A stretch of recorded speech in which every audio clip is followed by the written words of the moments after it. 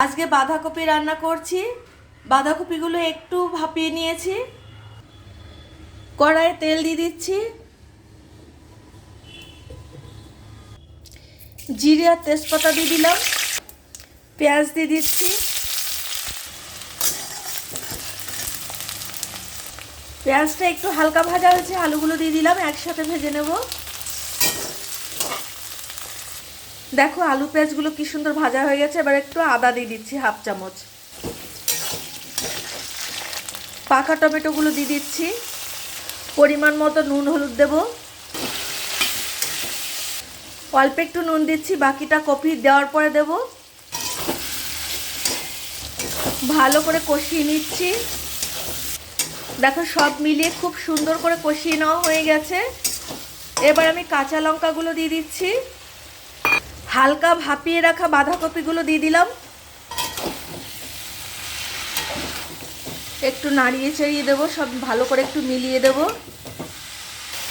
ভালো করে নাড়িয়ে চাড়িয়ে দিলাম, একটু টেনে গেছে। এখন বাকি নুনটা দেব। প্রথমেই সব নুন দিলে নুনে পোড়া হয়ে যাবে।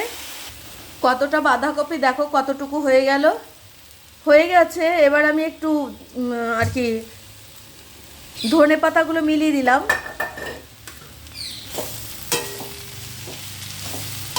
ভালো করে মিলিয়ে দেবো। আমার প্রোগ্রাম যদি তোমাদের ভালো লেগে থাকে তাহলে লাইক করো, কমেন্টস করো, শেয়ার করো। আর আজকে কিন্তু খেলার ভিডিও যেটা সোম মঙ্গলবার ছেড়েছিলাম, আজকে শুক্রবার আর শনিবার তোমাদের 5টা করে ফুলের ভালোবাসা দেব। যারা ওই খেলার ভিডিওতে সঠিক উত্তর দিয়েছো তারাই পাবে একমাত্র। সঠিক উত্তর দিয়ে যাদের পেজ বা প্রোফাইলে শেয়ার করেছো তারাই একমাত্র পাবে। আর সব বন্ধুদের বলছি ভিডিওগুলো সম্পূর্ণ দেখো, সম্পূর্ণ দেখে উত্তর দিও। যে কোনো কমেন্ট সম্পূর্ণ দেখে কমেন্ট করো, কারণ আন্দাজে কমেন্ট করলে কমেন্টগুলো ভুল দেখলে একটু খারাপ লাগে।